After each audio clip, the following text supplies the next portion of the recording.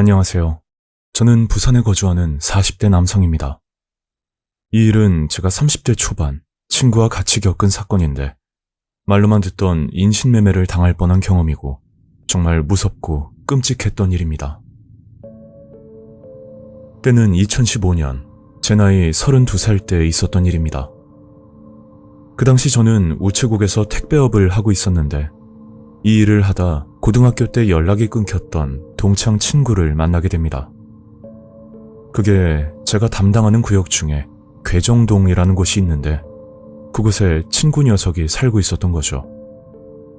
워낙 택배를 자주 주문했던 집인데다 그리고 친구 이름이 워낙 독특해서 긴가민가 하고 있었는데 또 제가 궁금한 건 못 참는 성격이라 직접 전화로 물어봤더니 역시나 고등학교 동창이었던 겁니다. 저는 반가운 마음에 가끔 만나 술 한잔을 하면서 친구와 그렇게 지냈었죠. 그런데 지금 생각해보면 그냥 모른 척을 했다면 어땠을까 그런 후회가 드는 건 사실입니다. 그렇게 3개월 정도는 별탈 없이 친구와 잘 지냈었는데 어느 날 친구가 소개팅을 해보지 않겠냐는 제안을 하더라고요. 말 그대로 2대2 만남을 주선하겠다는 말이었는데 저는 그 말을 듣고 솔깃할 수밖에 없었죠. 일단 제 직업은 여자 만나기가 어려운 편인데다 솔직한 말로 이런 기회가 흔치 않은 건 사실이기 때문에 저는 두말 없이 친구 말을 따르기로 하고 약속을 잡았습니다. 약속 날짜와 장소는 아직도 기억을 하는데 정확히 9월 5일 토요일 밤 9시 위치는 남포동 1번 출구였고 이날은 평생 잊지 못할 기억으로 자리 잡게 되었죠. 그날 친구와 저녁 7시쯤 만나 간단하게 밥을 먹고 나서 9시쯤 여성분을 만나기로 했었는데 그게 친구 말로는 먼저 여성분들이 술을 마시자고 제안을 했다더군요. 그러다 보니 빈속에 술을 먹기는 좀 그래서 좀 이른 감이 없지 않아 있었지만 일찍 약속을 잡고 나왔던 겁니다. 저는 친구와 국밥집에서 밥을 먹고 나와 PC방에서 시간을 때우고 있었는데 때마침 여성분에게 전화가 걸려왔고 저희들은 약속 장소로 출발하게 됐죠. 제 기억으로 약속 시간보다 조금 일찍 도착을 했던 것으로 알고 있는데 정확하진 않지만 30분 정도 일찍 도착했던 걸로 기억합니다. 그렇게 1번 출구에 거의 다 왔을 때 누가 봐도 엄청난 미모의 여성 2분이 보였고 그 당시는 이런 자리를 만들어준 친구에게 절이라도 하고 싶을 정도로 고맙게 느껴지더라고요. 저희는 여성분들과 근처 술집으로 가서 이런저런 얘기를 나누게 되었는데 여성분 2명 다 쇼핑몰 모델이라 들었고 나이는 저희보다 한참 어린 20대라는 겁니다. 지금 생각해보면 나이도 어리고 외모도 출중한 여자들이 아무런 조건 없이 소개팅을 한다는 것 자체가 너무 이상한 일인데 그때는 그런 의심조차 하지 못했고 그냥 친구 능력이 좋아서 이런 분들을 데리고 왔나 보다 그런 생각뿐이었죠. 그렇게 한참 술을 먹다가 친구 녀석이 2차로 노래방을 가자는 제안을 했었는데 그 말을 듣고 여자분이 이런 말을 하더라고요. 노래방이요? 에이, 너무 식상한데. 그냥 우리 술이나 더 마셔요. 여자분이 그러는데 여기 근처에 지인이 운영하는 이동식 포장마차가 있다면서 그리로 가자는 말을 했고 저희들은 여성분을 따라가게 되었는데 그곳은 자갈치역 부근에 있는 포장마차 거리였습니다. 그렇게 수십 개의 포장마차 중 한 곳으로 들어갔는데 포장마차 사장님은 20대 초중반으로 보이는 젊은 여성분이었고 소개팅을 나온 여성분들과 진짜 친한 사이인지 엄청 반가워하며 인사를 하더라고요.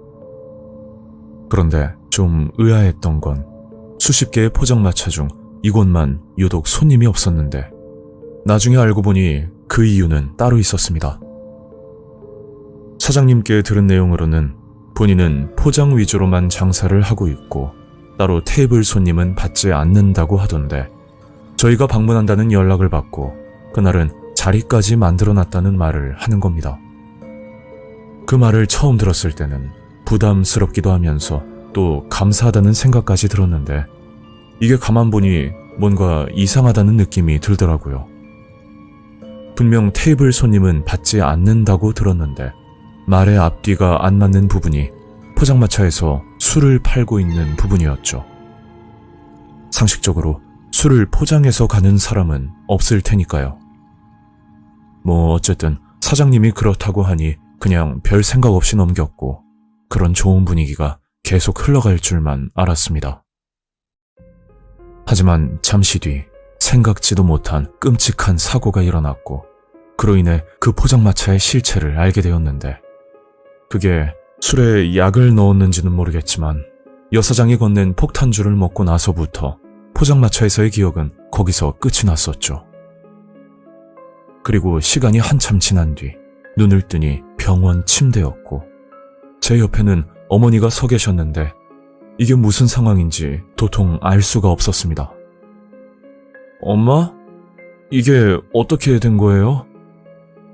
어머니는 저를 보고 눈물까지 흘리면서 말씀을 하시는데 저는 그 말을 듣고 너무 충격을 받아 아무 말도 할 수 없었죠.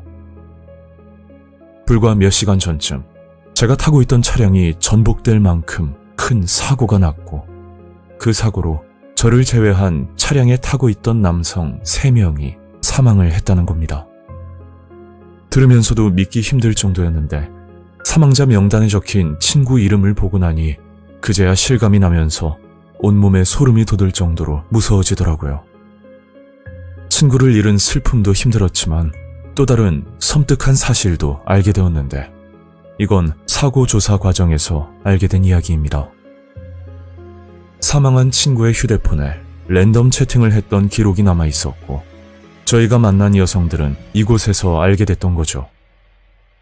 그런데 그 여성들은 단순 미끼범이었습니다. 그게 채팅을 한 사람은 따로 있고 소개팅에 나온 여성들은 돈을 받고 고용된 사람들이었죠. 하지만 거기서 끝이 아닌 정말 무서운 얘기를 담당 형사님께 들었는데 사고 당시 차량에 타고 있던 또 다른 남성들은 한국인이 아닌 중국인이었다고 하더라고요. 좀 더 조사해봐야 알겠지만 이런 경우 뒤에서 망을 봐주는 조직들이 있기 때문에 만약 사고가 나지 않았다면 큰 범죄에 연루될지도 모른다는 말을 하는 겁니다. 어떤 범죄인지 명확하게 표현은 하지 않았지만 제가 지레짐작으로 느낀 건 인신매매 또는 장기매매 같은 끔찍한 범죄가 유력하다는 생각이 들었습니다. 제가 입원했을 당시 친구와 제 몸에서 동물 마취제가 소량 발견이 되었다는데 아마 마취제를 탄 술을 먹고 잠이 들자마자 의문의 남자들이 저희를 끌고 갔고 차량으로 이동 중 큰 사고가 났던 거였죠. 이게 불과 하루 만에 있었던 일인데 단순 채팅으로 인해 일이 이렇게 커질지는 생각조차 하지 못했습니다.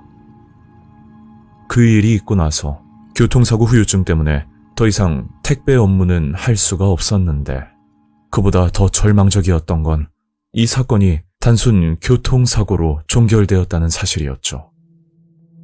저는 사건의 실마리가 남아있을지도 모른다는 생각에 친구와 방문했던 포장마차를 찾아가 봤지만 젊은 여사장은커녕 비슷한 포장마차도 찾을 수가 없었고 주변 상인분들에게 물어봐도 전혀 모르는 일이라고만 하셨습니다.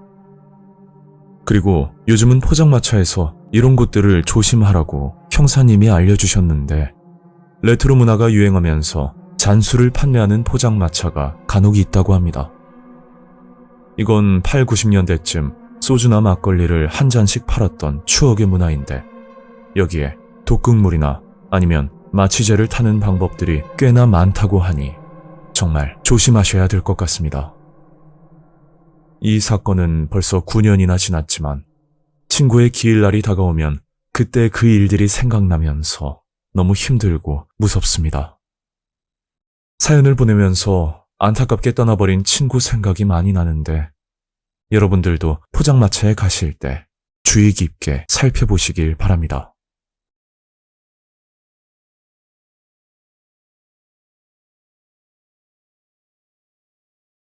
안녕하세요. 저는 대전에 살고 있는 30대 여성입니다. 지금은 다른 곳으로 이사를 했지만 이 일은 제가 도마동에 거주하고 있을 때 겪은 무서운 일입니다. 지금부터 9년 전쯤 저는 대전 도마동 제1중학교 근방에 살고 있을 때였습니다. 제가 살던 곳은 2층으로 된 주택이었는데 1층은 주인집, 그리고 저는 2층에 세를 들어 혼자 살고 있었죠. 참고로 근방에 슈퍼도 있었고 무엇보다 시끄러운 도로가가 아니었기 때문에 소음 문제도 없는 좋은 입지 조건이었습니다. 다만 여자 혼자서 살다 보니 화장실 전등이나 또는 집안 수리가 필요할 때는 조금 난감하기도 했었지만 다행히 1층에 집주인 부부가 거주를 하고 있어서 그 부분도 어렵지 않게 도움을 받을 수가 있었죠. 그렇게 1년 동안 아무 문제 없이 평범한 생활을 보내고 있었는데 그날 새벽 정말 소름 끼치는 일을 겪게 됩니다. 사건이 있던 그날은 평소보다 일찍 퇴근하고 나서 맥주를 한잔 하다가 일찍 잠이 들었는데 갑자기 울리는 전화기 소리 때문에 잠을 깨게 되었죠.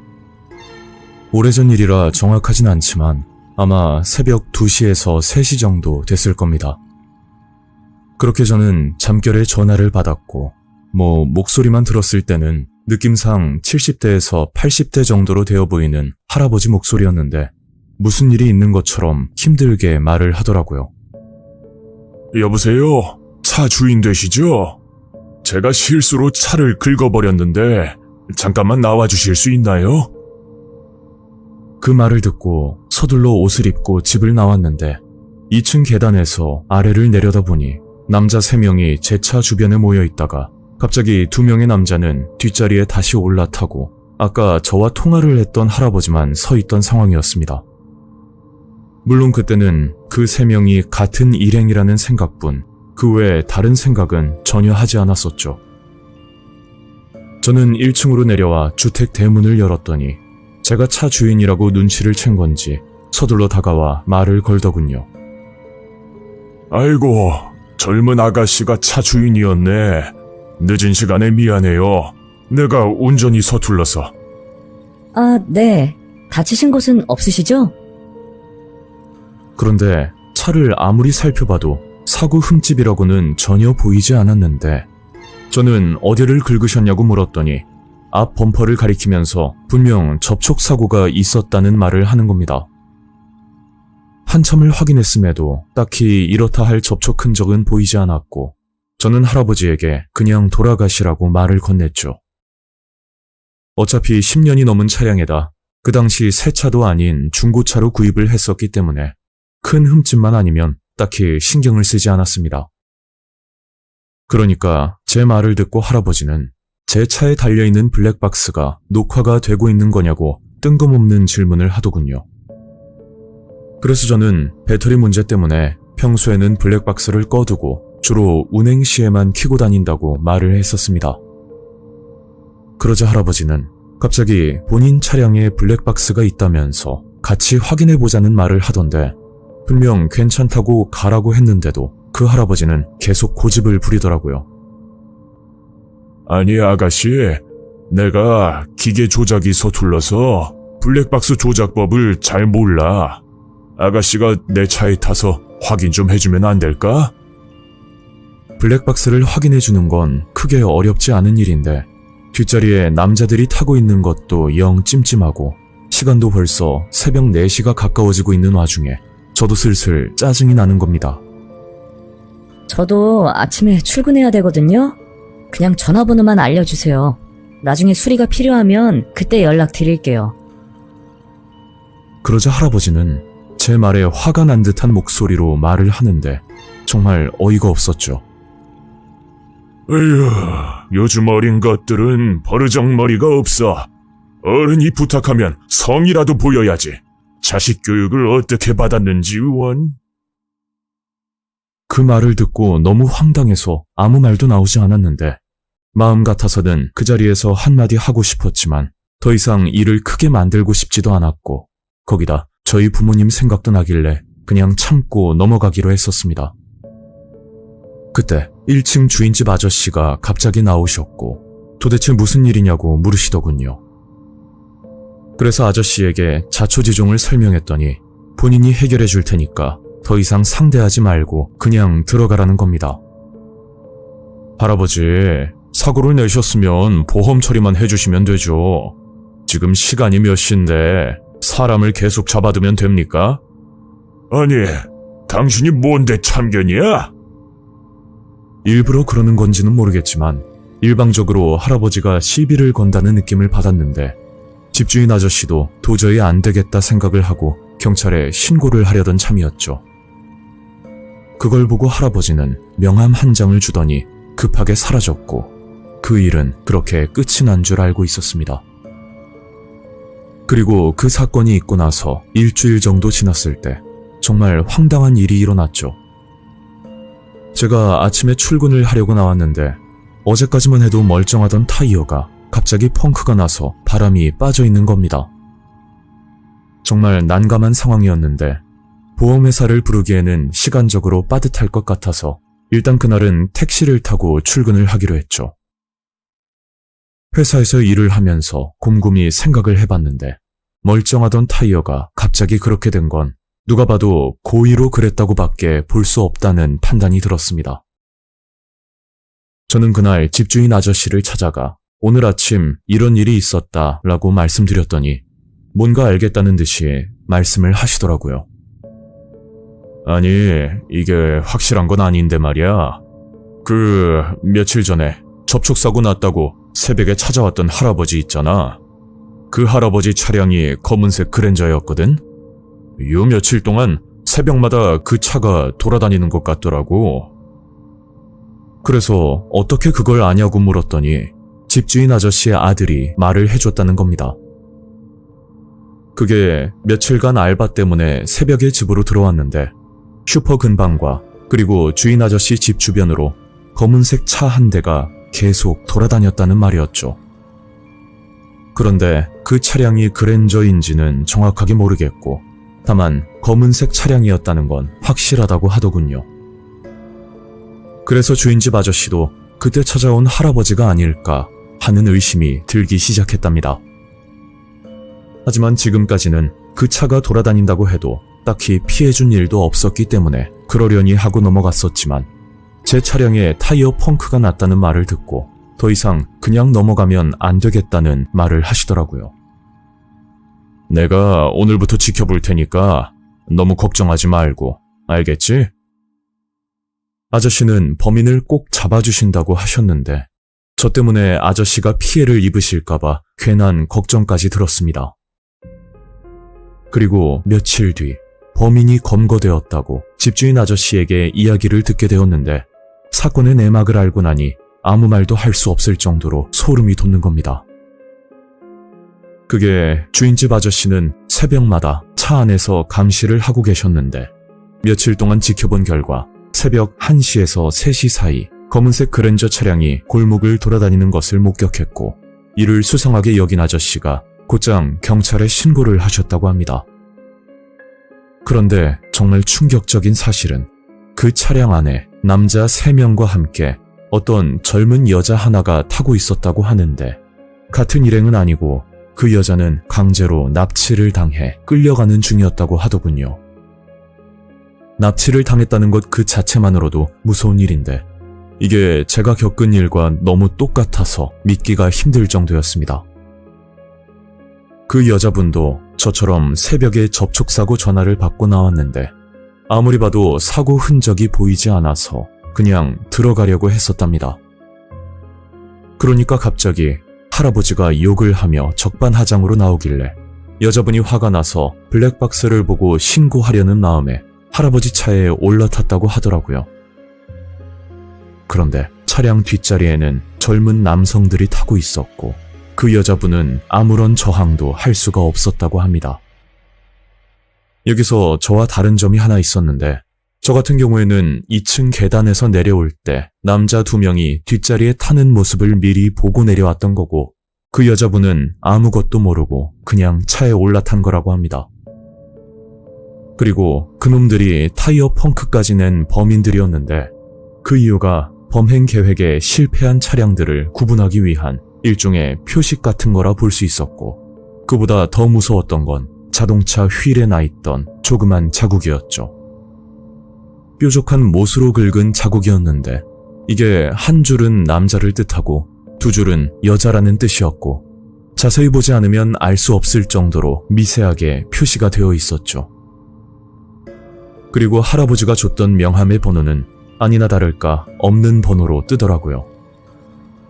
이렇게 범인이 검거되어서 정말 다행이지만 만약 그날 새벽 제가 그 차량에 탔더라면 아마 상상하기조차 싫을 정도로 무서운 일이 있었을 거라는 확신이 듭니다.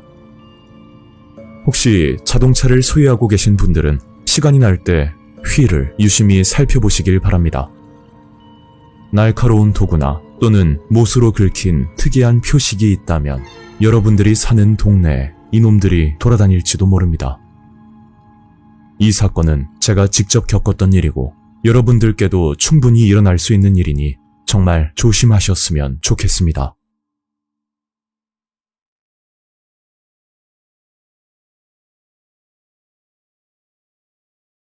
안녕하세요.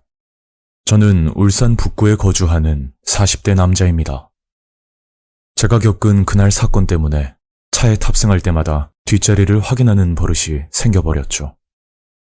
분명 이런 유사한 범죄가 존재할 텐데 시청자분들도 조심하셨으면 하는 마음에 사연을 제보하게 되었습니다. 지금부터 9년 전 2014년 여름에 있었던 일입니다. 그날은 아내와 둘이서 모처럼 바람이나 쐬려는 생각으로 울산 언양으로 드라이브를 가게 되었죠.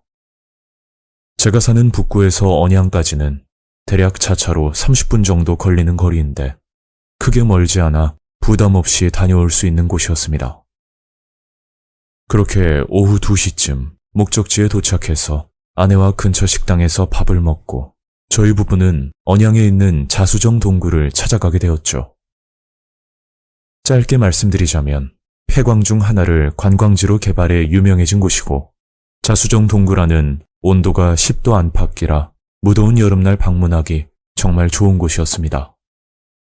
어쨌든 자수정 동굴 주차장에 주차를 하고 나서 그냥 차에서 내리려고 하다가 반팔을 입고 들어가면 추울 수도 있겠다는 생각이 들어 차 안에서 얇은 겉옷을 챙기고 있었죠. 그때 20대 후반에서 30대 초반 정도로 보이는 여자가 저희 쪽으로 다가오더군요.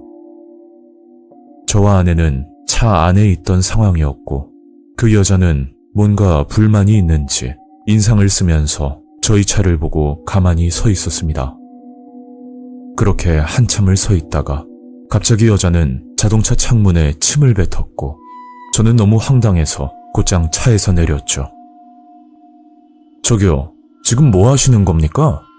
아니, 남의 차에 침을 왜 뱉어요?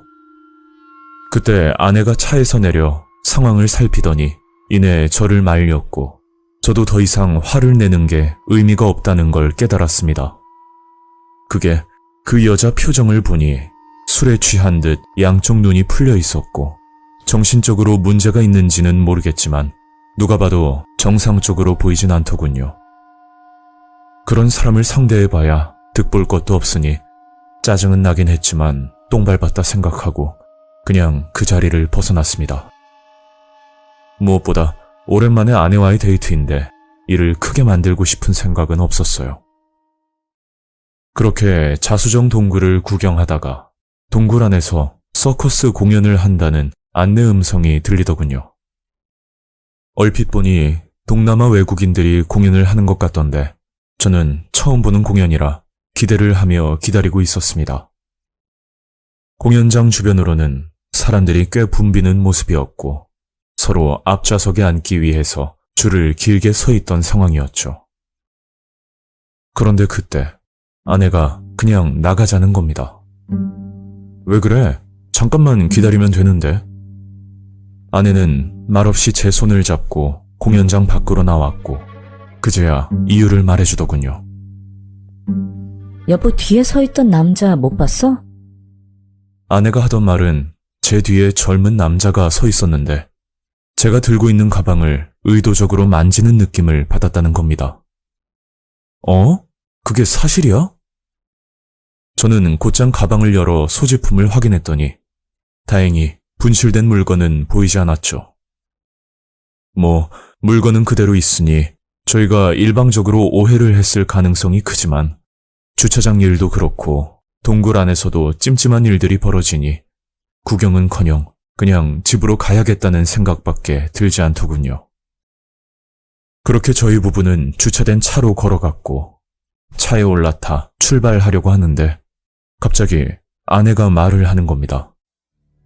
여보, 미안한데 나 동굴 안에서 휴대폰을 잃어버린 것 같아. 그리고 아내는 차에서 내리라는 식으로 제 팔을 잡아당기더군요. 저는 휴대폰을 찾기 위해 차에서 내려 아내와 다시 동굴 쪽으로 걸어가고 있는데 그때 아내가 주머니에서 휴대폰을 꺼내더니 어디론가 전화를 거는 겁니다. 여보세요? 여기 자수정 동굴 주차장인데 빨리 좀 와주세요. 아내는 다급한 목소리로 경찰에 신고를 했고 저는 영문도 모른 채 아내에게 물었죠. 뭐야, 당신 휴대폰 없어진 거 아니야? 근데 경찰 신고는 또 뭐야? 도대체 무슨 일인데? 아내는 귀신이라도 본 건지 얼굴이 새하얗게 질려 있었고 손발을 덜덜 떨며 바닥에 주저앉더군요. 그리고 잠시 뒤 경찰이 오고 나서 정말 충격적인 사실을 알게 됩니다. 저기 트렁크에. 참고로 제 차는 트렁크와 뒷좌석이 연결되어 있는 SUV 차량인데 아내 말을 듣고 뒷좌석을 유심히 봤더니 뒷좌석 오른쪽 의자가 앞으로 당겨져 있더군요. 아내의 진술대로 결국 경찰분이 트렁크를 열었는데 그 모습은 눈으로 보고도 믿을 수가 없었죠. 글쎄, 트렁크 안에 어떤 남자가 흉기를 가지고 숨어 있는 겁니다. 경찰차가 와 있으니 주변에 구경하는 사람들도 있던 상황이었는데 저희 부부는 물론 구경을 하는 사람들까지 전부 경악을 할 수밖에 없었죠. 나중에 알게 된 사실인데 차에 침을 뱉은 여자와 그리고 트렁크에 숨어있던 남자는 연인 사이라고 했고 울산에서 유명한 2인조 커플 공갈단이라고 하더군요. 그 남자는 그 자리에서 현행범으로 검거되었고 공범인 여자는 이미 도주를 했던 상황이었습니다. 그리고 며칠 뒤 사건의 내막을 알 수 있었는데 사건은 저희가 생각지도 못한 곳에서 시작되었죠. 저희 부부가 식당에서 밥을 먹고 있을 때 그 커플도 같이 밥을 먹고 있었다고 합니다. 저는 식사를 끝내고 계산을 하려고 하는데 제 뒤에 서 있던 커플 공갈단이 제 지갑을 보고 범행을 계획했다고 하더군요. 사실 그날은 개인적으로 현금 사용처가 있어서 50만 원 정도 지갑에 넣어둔 상태였는데 그 돈이 범죄의 타깃이 될 줄은 전혀 상상도 하지 못했습니다. 커플 공갈단은 두 가지 범행 계획을 세웠고 1차 범행은 공갈단 여자가 술을 먹은 척 다가와 의도적으로 시비를 건 뒤 몸을 터치하게 되면 폭행 또는 성추행으로 자해 공갈을 하려는 계획이었다고 했죠. 그런데 저희 부부가 그냥 넘어가자 2차는 더욱 끔찍한 방법으로 접근했던 겁니다. 공갈단 남자는 저희 부부를 따라 동굴 안까지 들어왔고 사람이 북적한 공연장 근처에서 제 지갑을 훔치려고 했지만 결국 실패했고 거기서 끝이 아닌 몰래 차 문을 따고 들어가 트렁크 안에서 흉기를 들고 숨어 있었던 거죠. 어떻게 차량 문을 따고 들어갔는지는 아직도 의문이지만 그 당시 제가 타고 다녔던 차는 10년 정도 지난 노후화된 차량이었기 때문에 쉽게 문을 열었던 거라고 추측하고 있습니다. 아내는 차에 타자마자 겉옷을 벗어 뒷자리에 두려고 했는데 처음 차에서 내릴 때와 다르게 뒷좌석 오른쪽 의자가 당겨져 있었다고 하더군요. 뭔가 이상하다 생각이 돼서 유심히 뒤를 쳐다봤더니 트렁크 뒷좌석 쪽에서 미세한 사람 숨소리가 들렸고 곧장 휴대폰 핑계를 대며 차에서 내렸다고 했죠. 아내는 그 자리에서 소리를 지르거나 흥분한 모습을 보이면 더 위험해질 것 같은 느낌에 최대한 침착하게 행동한 뒤 경찰에 신고를 했던 겁니다. 지금 와서 드는 생각인데 그날은 굉장히 무더웠던 날씨라 공갈범이 차에 숨어 있으면서 본인도 모르게 숨이 가빠져 소리를 냈던 거라고 생각이 드네요. 시청자분들이 생각하시기에 겨우 50만 원 때문에 이런 범죄를 저지른다는 게 이해가 가지 않을 수도 있을 겁니다. 물론 저희도 그렇게 생각을 했었고요. 하지만 막상 이런 일을 실제로 겪고 나니 범죄자들은 기본 상식을 벗어난 사람들이 많다는 걸 다시 한번 깨닫게 되었죠. 그 커플 공갈단은 단순 돈이 목적이었겠지만 흉기를 가지고 트렁크에 몰래 숨어 있었다는 사실만으로도 너무 무섭고 섬뜩합니다. 아내의 순간적인 판단 때문에 저희 부부는 무사히 집으로 올 수 있었고 그날 사건으로 인해서 더욱더 조심하며 지내고 있습니다.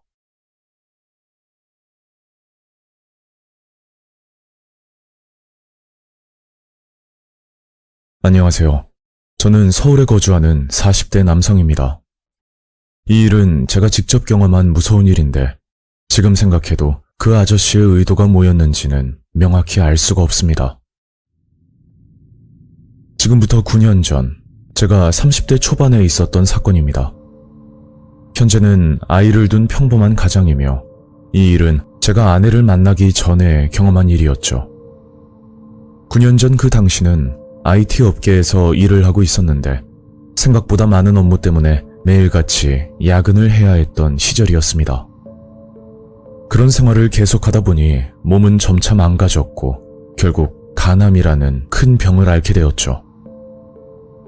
다행히 초기에 발견을 했던지라 급히 수술을 하고 회복할 수 있었는데 더 큰 문제는 제가 병원에 입원을 하고 회복을 하는 사이 직장 내 제 자리가 없어져 버렸고 그렇게 반강제적으로 권고사직을 하게 됩니다. 이왕 이렇게 된 거 잠시 휴식기를 가지기로 마음먹고 그동안 미뤄왔던 운동을 하기로 결심했죠. 저는 무슨 운동을 해볼까 생각을 하던 차에 오래 알고 지내던 친구의 권유로 작은 규모의 산악회에 가입을 하게 됐고 그때 처음으로 등산의 재미를 알게 되었습니다. 점점 체력도 늘고 살도 빠지면서 예전 컨디션을 찾아갔고 그렇게 반년 정도 시간이 흘렀을 때 정말 무서운 경험을 하게 됐죠. 그날은 혼자 바람도 쐴 겸 강원도 하천군에 위치하는 비교적 잘 알려지지 않은 산을 올라가기로 계획을 세웠습니다.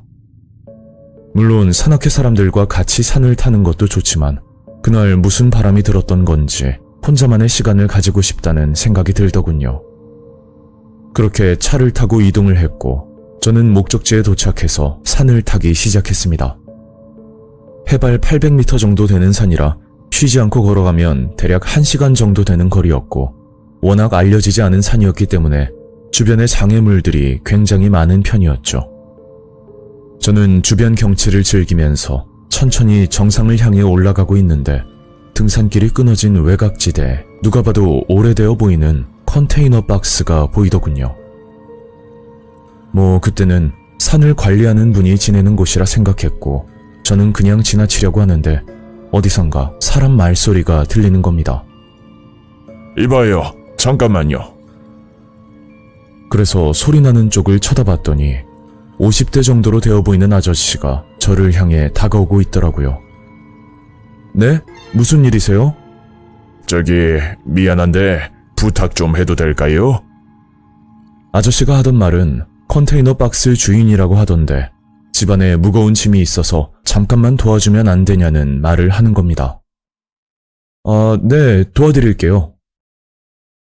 크게 어려운 부탁은 아니니까 흔쾌히 도와드린다고 말했고 저는 아저씨와 함께 컨테이너 박스가 있는 쪽으로 걸어가게 되었습니다. 그런데 한 가지 의문이었던 건 여기서 살고 있다는 게 의아할 정도로 컨테이너 주변이 지저분하다는 것이었죠. 잡초는 물론이고 주변에는 각종 쓰레기까지 버려져 있으니 관리를 안 하고 살고 계시나 보다 그런 느낌이었습니다. 그렇게 아저씨를 따라 컨테이너 안으로 들어갔는데 외관뿐만 아니라 실내도 굉장히 지저분한 모습이었죠. 이거 보이지? 내가 10년 동안 살면서 요긴하게 사용했는데 아깝게도 고장이 났지 뭐야. 버리고 사야 되는데 내가 허리가 안 좋아서 혼자서는 영 옮기기 힘들더라고. 아저씨는 오래된 냉장고를 가리키며 말을 했고 저는 아저씨를 도와 냉장고를 밖으로 옮기는 작업을 도와드렸습니다. 아이고, 고맙네. 뭐 줄 건 없고 차 한 잔만 하고 가. 뭐 어차피 바쁜 일정도 없었고 아저씨를 보니 혼자서 적적하게 산에서 계시는 것 같아 잠깐이지만 말동무라도 되어드리고 싶은 생각에 아저씨와 이야기를 나누게 되었죠.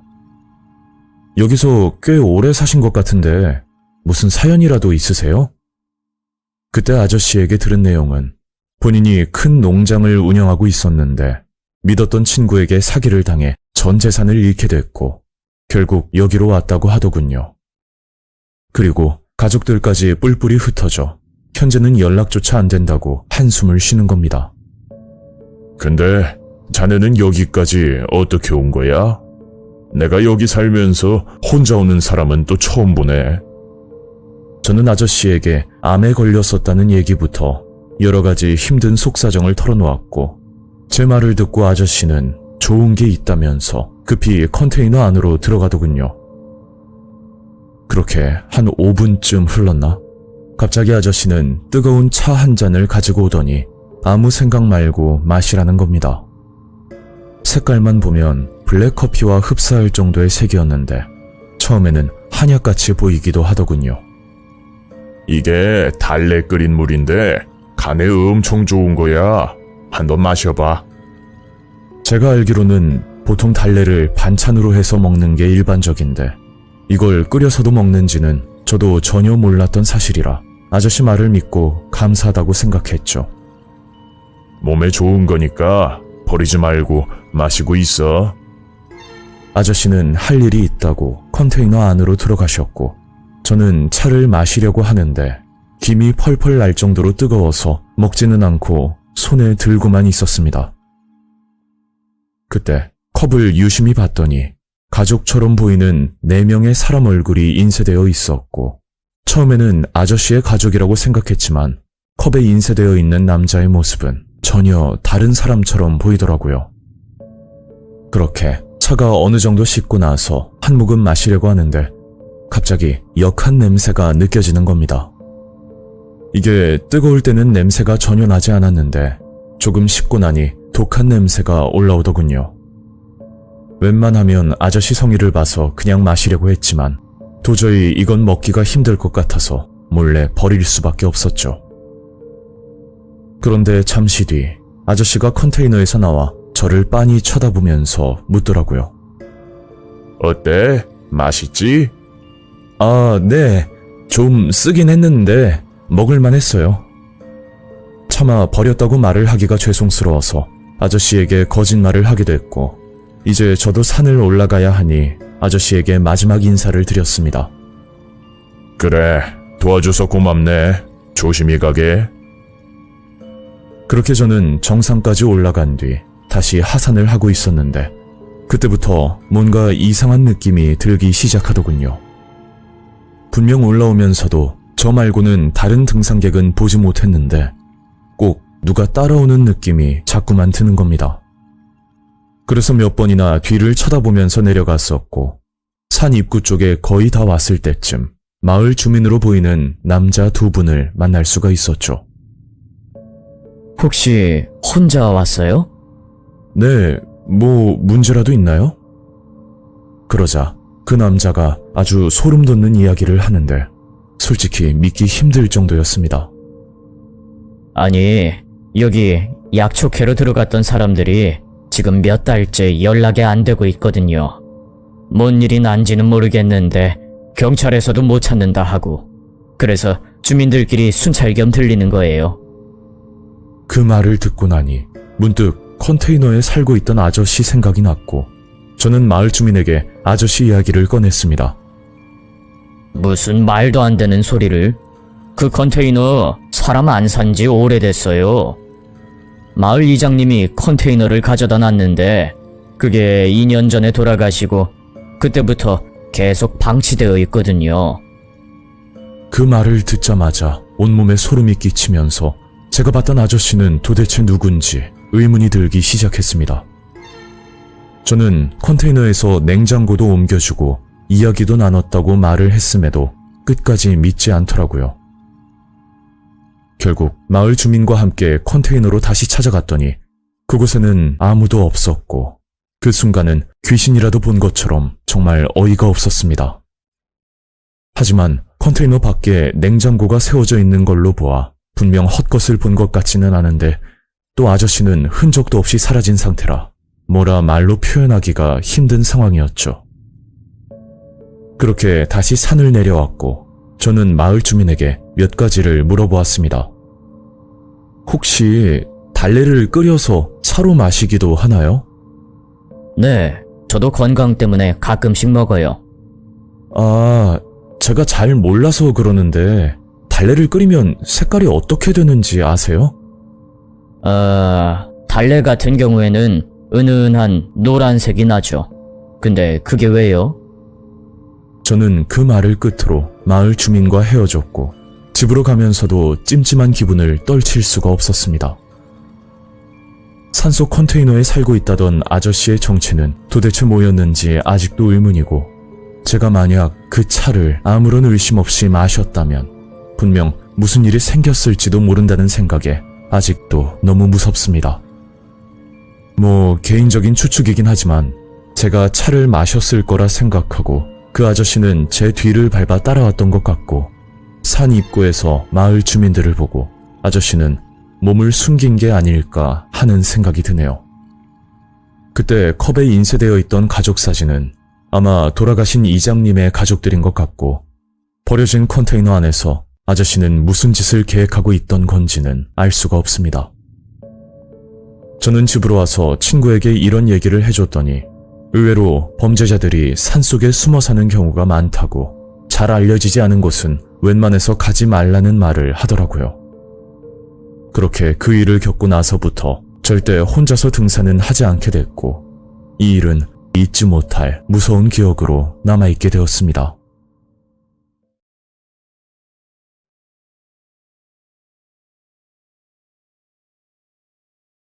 안녕하세요. 저는 부산에 거주하는 40대 남성입니다. 이 일은 제가 10년 전 30대 중반쯤 겪었던 사건인데 정말 당황스러우면서도 인간이 이렇게 무서울 수 있구나 그런 생각이 들었던 경험입니다. 이 이야기는 제가 아내와 결혼한 지 2년 차에 있었던 일입니다. 그 당시 조금 무리하게 대출을 받아 부산 동래구에 위치하는 30평대 대단지 아파트로 이사를 가게 되었습니다. 비록 대출로 집을 구매했지만 그래도 자가가 생긴 셈이니 아내와 저는 하루하루 행복한 일상을 보내고 있던 중이었죠. 그러다 바로 아래층에 사는 주민과 가까워지는 계기가 하나 있었는데 이런 우연이 있나 싶을 정도로 신기하다는 생각이 들었습니다. 그건 제가 다니고 있던 직장에 입사한 지 얼마 안 된 신입사원이 있었는데 그 후배 직원이 바로 아래층 주민이었던 거죠. 같은 아파트 주민인데다 또 같은 팀에서 일을 하다 보니 알게 모르게 많이 챙겨줄 수밖에 없었고 거기다 운동을 좋아하는 취미도 비슷해서 저와 급속도로 가까워지게 되었습니다. 그리고 얼마 뒤 회사 식당에서 점심을 먹고 있었는데 그 후배 직원이 저를 찾아와 개인적으로 할 말이 있다면서 커피를 한잔 하자고 말을 하더라고요. 그렇게 저는 식사를 끝내고 후배 직원과 함께 근처 커피숍으로 이동을 했고 거기서 이런 대화를 나누게 되었죠. 선배, 제가 이번에 집들이를 좀 하려고 하거든요.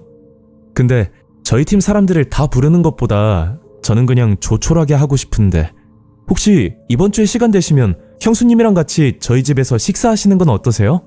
제가 아내한테도 미리 말을 해놨거든요. 아, 그래? 뭐 그건 집주인 마음이지. 현수, 네가 편한 대로 해. 내가 회사 사람들한테는 비밀로 할게. 저는 후배 직원 현순의 집에서 주말 저녁 식사를 하기로 약속을 잡고 그날 집으로 들어가 아내에게 말을 꺼냈었죠. 여보, 내가 저번에 말한 회사 후배 현수 알지? 이번 주 토요일에 현수네가 집들이 겸 식사를 좀 같이 하자네. 그래서 당신이랑 같이 오라는데 시간 괜찮지? 집들이면 회사 사람들도 오는 거 아니야? 아니, 현수가 뭐 그냥 조촐하게 하고 싶대. 그래서 당신이랑 나만 가는 거야. 그렇게 며칠 뒤 약속 날이 되었고 저는 아내와 함께 현수네 집으로 찾아갔었죠. 그날 저는 현수의 아내 재수 씨를 처음 보는 자리였고 현수도 저희 아내를 본 건 처음이라 조금 어색한 분위기에 밥을 먹게 되었습니다. 그리고 그 일이 있고 나서부터 제가 알 수 없는 찜찜한 일들이 자꾸만 일어나기 시작했죠. 한날은 퇴근을 조금 일찍 하고 집으로 들어왔는데 거진 집순이처럼 집에만 있던 아내가 보이질 않았고 저는 마트에서 장을 보고 늦는 거라 그렇게 단순하게 생각을 했었습니다. 그래서 별 생각 없이 소파에 앉아서 TV를 보고 있었고 잠시 뒤 아내가 들어왔었는데 아내는 저를 보자마자 깜짝 놀라는 표정을 짓더라고요. 당신 왜 그래? 무슨 일 있어? 아내는 제 물음에 대꾸도 하지 않고 곧장 화장실로 들어가더니 한참 뒤에 나와 이런 말을 하는 겁니다. 아니, 오늘 왜 이렇게 빨리 퇴근했어? 진짜 놀랐잖아. 아, 사실은 나 아랫집에서 커피 한 잔 마시고 왔어. 아랫집? 혹시 현수네 말하는 거야? 현수 씨 아내가 나랑 나이대도 비슷하고 얘기도 잘 통해서 친하게 지내기로 했어. 아내에게 처음 이런 말을 들었을 때는 오히려 잘 됐다는 생각을 했었는데 평소 아내가 우울증을 앓고 있어서 이렇게라도 사람을 만나 얘기라도 하면 조금이나마 좋아질 거라는 기대감 때문이었죠. 하지만 아내는 시간이 지날수록 아랫집으로 내려가는 횟수가 잦아지더니 심지어 그 집에서 자고 오고 싶다는 말까지 꺼내는 겁니다. 여보, 그게 말이 돼? 잠은 집에서 자야지. 그리고 자주 찾아가지 마. 현수가 말을 안 해서 그렇지 얼마나 불편하겠어. 무엇보다 현수에게 너무 미안했고 아내를 그냥 두기엔 해결이 안 될 것 같아서 저는 의도치 않게 아내의 행방을 단속하는 방법밖에는 없었죠. 그래서 하지 않았던 영상통화까지 하면서 아내의 위치를 확인했고 점차 아내는 나아지는 듯 보였으나 그건 저만의 착각이었습니다.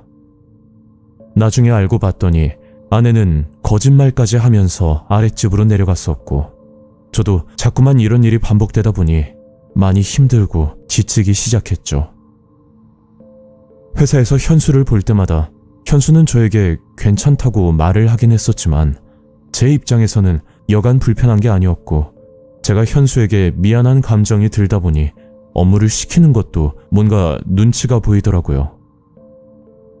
그렇게 아내와 트러블이 생긴 지 거진 한 달 정도 지났을 때쯤 회사 사무실에서 알 수 없는 문자 메시지 하나를 받게 되었습니다. 문자의 내용은 아무에게도 말하지도 말고 꼭 연락을 달라는 내용이었고 저는 문자를 보고 바로 전화를 걸었더니 그 사람은 현수의 아내 아랫집 재수 씨였죠. 제가 긴히 드릴 말씀이 있거든요. 오늘 시간 되시면 카페에서 잠깐 얘기 좀 나눌 수 있을까요? 아, 그리고 제 남편에게도 말씀하시면 안 돼요. 아시겠죠? 저는 뭔가 불길한 예감이 들어 아무에게도 말하지 않고 점심시간쯤 카페에서 재수 씨를 만났는데 자꾸 할 얘기가 있는 것처럼 말을 하면서 결국엔 실없는 농담만 하는 겁니다. 저 무슨 얘기 하려고 부르신 거예요?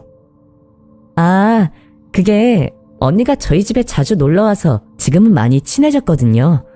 그래서 언니에게 이런저런 얘기를 많이 들었는데 요즘 두 분 사이가 안 좋다고 그러더라고요. 저는 언니가 저희 집에 놀러오는 거 정말 상관없거든요. 그러니까 너무 미안해하지 마시고 얼른 화해하세요.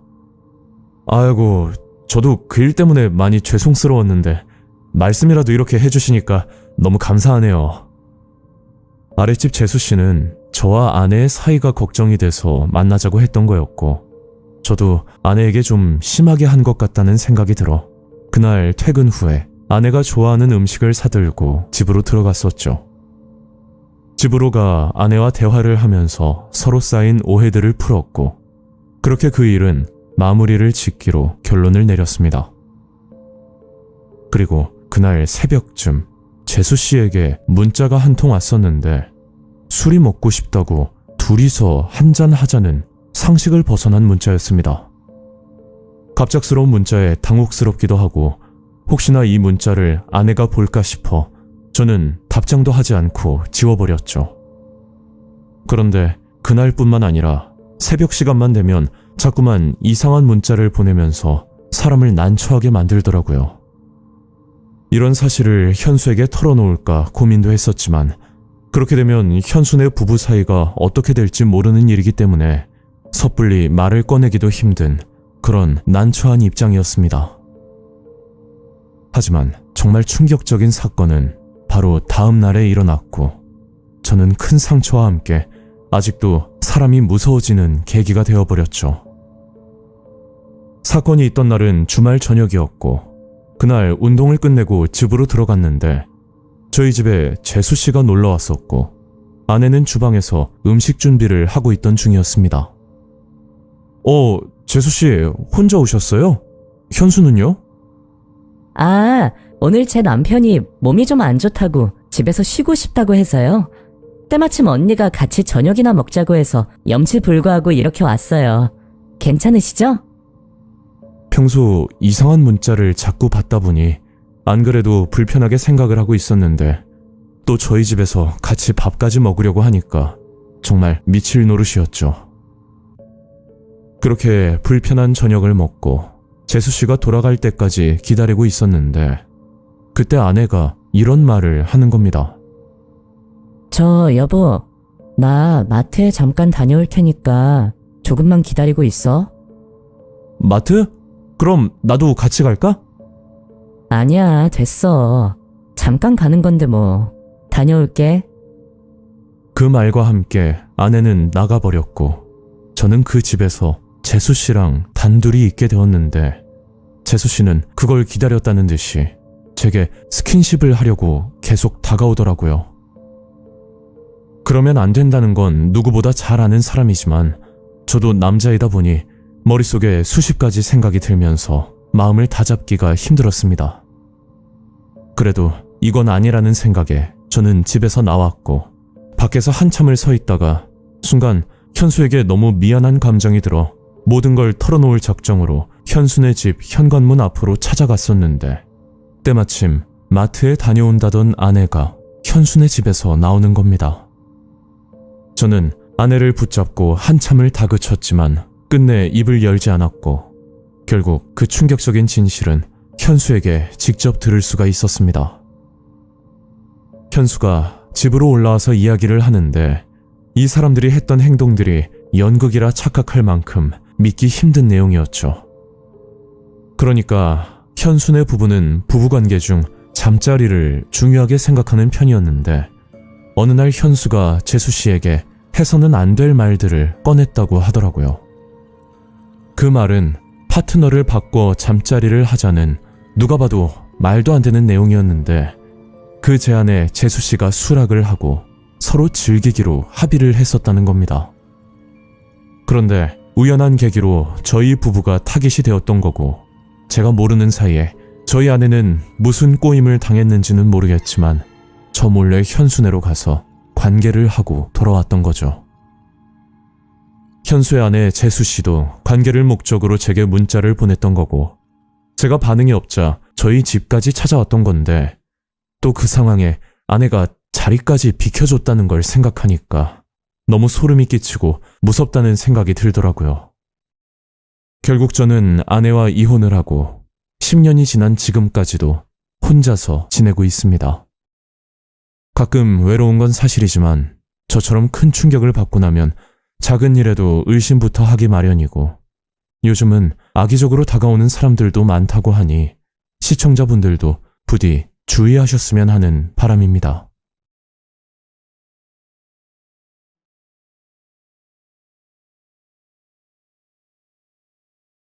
안녕하세요. 저는 경기도에 살고 있는 20대 남성입니다. 오늘 제 사연은 친구를 잃을 뻔한 위태로운 경험이었고 다시는 겪고 싶지 않은 정말 끔찍한 사건이었습니다. 지금으로부터 2년 전 제가 군대를 막 전역하고 나서 겪은 일입니다. 현재는 조금 나아졌지만 그 당시 저희 집안은 끼니를 걱정할 정도로 굉장히 어려운 형편의 가정이었습니다. 그런 집안 사정으로 인해 대학 진학은 포기하고 군대를 전역하자마자 곧장 취업 전선에 뛰어들 수밖에 없었죠.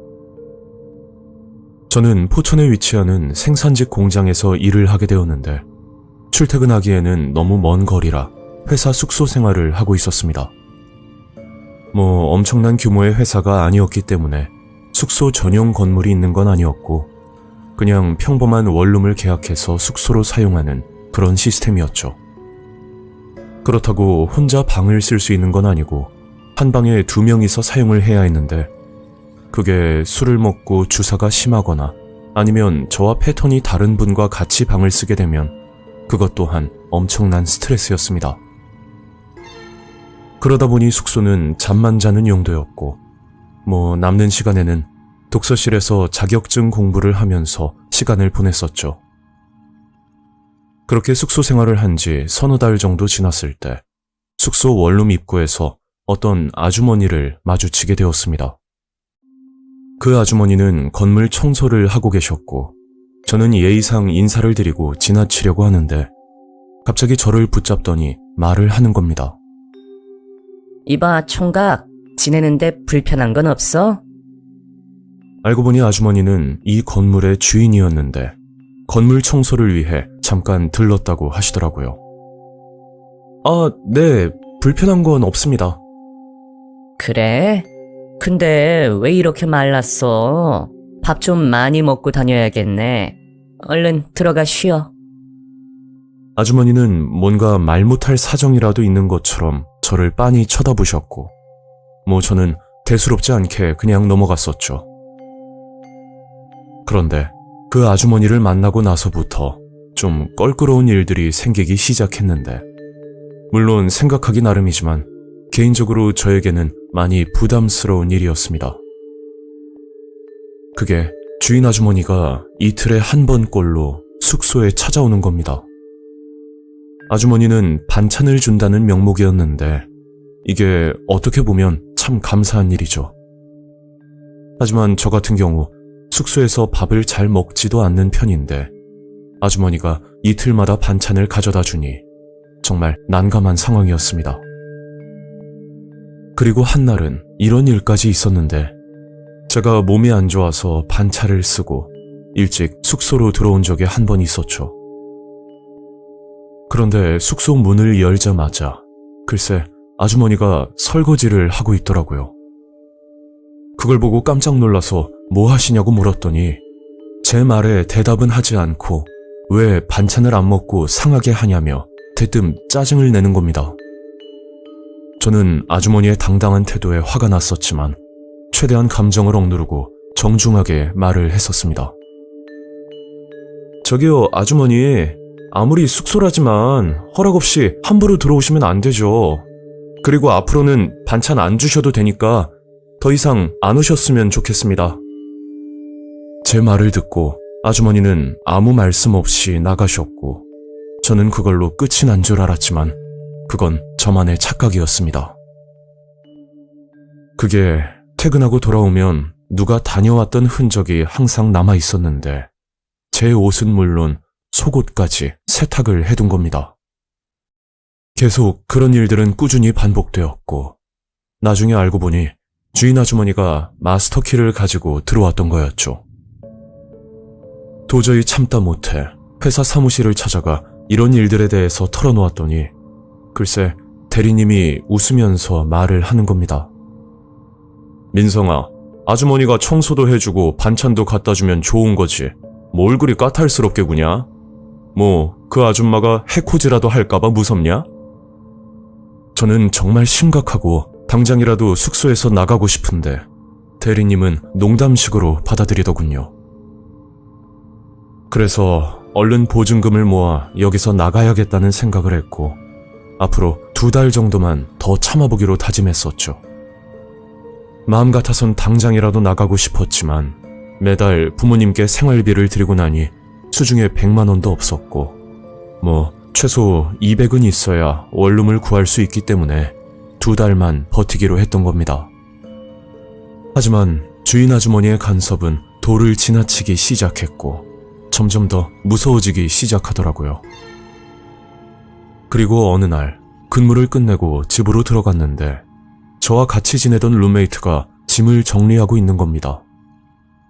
참고로 룸메이트는 30대 후반의 형님이었고 워낙 조용한 성격이라 저와 큰 트러블 없이 지내던 사이였죠. 형, 어디 가는 거예요? 갑자기 짐을 왜 싸요? 그러자 형님은 짜증을 내면서 대답을 하는 겁니다. 아니, 회사에서 그러는데 갑자기 숙소를 옮기라네. 야, 네가 나랑 쓰는 거 불편하다고 말했냐? 아니요. 제가 왜 그런 말을 하겠어요? 그렇게 형님은 바로 옆 호실로 가게 되었고 저는 다른 룸메이트가 들어오길 기다리고 있었습니다. 하지만 며칠이 지나도 아무 소식이 없자 저는 회사 대리님께 물어봤었죠. 그러자 뜻밖의 대답을 하는데 순간 이 유머를 소름이 돋는 겁니다. 아니, 난 알고 있는 줄 알았는데? 근데 너 아주머니랑 무슨 관계야? 그게 일주일 전쯤 대리님이 전화 한 통을 받았었는데 제가 묵고 있는 201호 숙소만 1인실로 지정해달라는 부탁을 했다는 겁니다. 그래서 이유를 물었더니 대리님도 전혀 모른다는 눈치였고 저는 그 말을 끝으로 다시 숙소로 들어왔었죠. 그리고 숙소에 들어와 곰곰이 생각을 해봤는데 별의별 이상한 생각이 다 들더라고요. 혹시 개인적인 사심이 있어서 이러는 건지 아니면 제가 딱해 보여 챙겨주려는 마음인지 도무지 알 길이 없었습니다. 그래서 혼자 내린 결론은 좋은 쪽으로 받아들이기로 했었죠.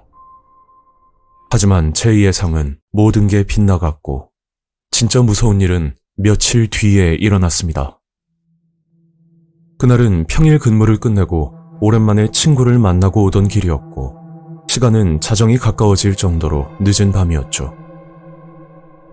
저는 숙소에 들어와 씻고 나서 침대에 누웠는데 갑자기 침대 밑에서 삐그덕거리는 이상한 소리가 들리더라고요. 워낙 낡은 침대이기도 했고 일어나서 침대 밑을 확인하자니 귀찮기도 해서 그냥 잠이 들었었죠. 그런데 얼마 뒤 이상한 손길이 느껴졌는데 그게 누가 손으로 머리를 쓰다듬는 그런 섬뜩한 느낌이 나더군요. 그래서 그냥 꿈이겠지 하고 눈을 떴는데 글쎄 침대 위에 주인 아주머니가 웃으면서 머리를 쓰다듬고 있는 겁니다. 그걸 보고 소리를 지르면서 일어났더니 아주머니가 웃으면서 한 손에는 칼을 들고 저를 빤히 보고 있더라고요. 저는 너무 무서워서 곧장 숙소를 도망쳐 나왔고 한참을 뛰어간 뒤 경찰에 신고를 했었습니다. 그리고 얼마 뒤 경찰과 함께 숙소로 들어갔는데 경찰 한 분이 아주머니를 보고 이런 말을 하는 겁니다. 자, 일단 진정하시고 칼 내려놓고 저희가 아주머니 심정을 모르는 건 아닌데 이제 좀 그만하시죠. 저는 그제야 아주머니에게 어떤 일이 있었는지 알게 되었는데 이게 참 씁쓸하면서 무섭기까지 하더라고요. 그게 제가 이곳에 입사하기 전 아주머니에게는 저와 비슷한 또래의 아들이 하나 있었답니다. 그런데 그 아들은 왜소한 체형과 소심한 성격 때문에 늘 친구들에게 따돌림을 당했다고 했죠. 그러다 결국 극단적인 선택을 하게 되었는데 이 일로 충격을 받은 아주머니는 아들과 비슷한 또래의 청년을 보면 아들을 괴롭힌 가해자가 생각이 나서 견딜 수가 없었다고 합니다. 아주머니는 저를 처음 보는 순간 사망한 아들 생각이 났다고 하는데 그 이유가 저의 왜소한 체형 때문이었습니다. 아주머니는 아들 생각에 반찬도 만들어줬던 거고 몰래 숙소에 들어와 청소까지 해줬는데 정작 문제는 그게 아니었죠. 이 사건이 일어났던 날 저와 가깝게 지내던 고등학교 친구가 숙소에 놀러 왔었고 같이 저녁을 먹으러 나가던 길에 주인 아주머니와 잠깐 마주친 적이 있었습니다. 저와 이 친구는 평소 굉장히 가까운 사이라 서로 욕하는 건 기본이고 거기다 장난으로 몸싸움까지 할 만큼 허물없는 사이라 볼 수 있었죠. 그러다 보니 친구와 장난을 치면서 길을 걷고 있는데 아주머니가 그걸 보고 친구가 저를 괴롭히는 줄 알고 오해를 했답니다. 본인 아들처럼 혹시나 제가 극단적인 선택을 할까봐 너무 걱정이 돼서 제 친구를 죽여야겠다는 끔찍한 계획을 세웠다고 했죠. 그래서 그날 밤 아주머니는 몰래 숙소에 들어와 칼을 들고 침대 밑에 숨어서 저와 친구를 기다리고 있었던 겁니다. 그런데 친구는 이미 집으로 간 상황이었고 저 혼자 숙소에 들어와 그냥 잠이 들자 아주머니는 웃으면서 저를 지켜보고 있었다는 말이었죠. 만약 그날 친구가 집으로 가지 않고 같이 숙소에 들어와 잠이 들었다면 목숨까지 잃을 뻔한 충격적인 사건이었습니다. 이 사건을 겪고 나서 이유 없는 선행은 정말 조심해야겠다는 생각이 들었고, 주인 아주머니의 마음도 이해가 안 되는 건 아니었지만, 그렇다고 사람을 죽이려고 하는 건 제정신이 아니었던 걸로 보입니다. 이 일은 아직 꿈에도 나올 만큼 저와 친구에게는 두 번 다시 잊을 수 없는 무서운 경험이었습니다. 오늘 이야기는 여기까지입니다. 구독과 좋아요 잊지 않으셨죠? 다음 영상으로 또 뵐게요. 감사합니다.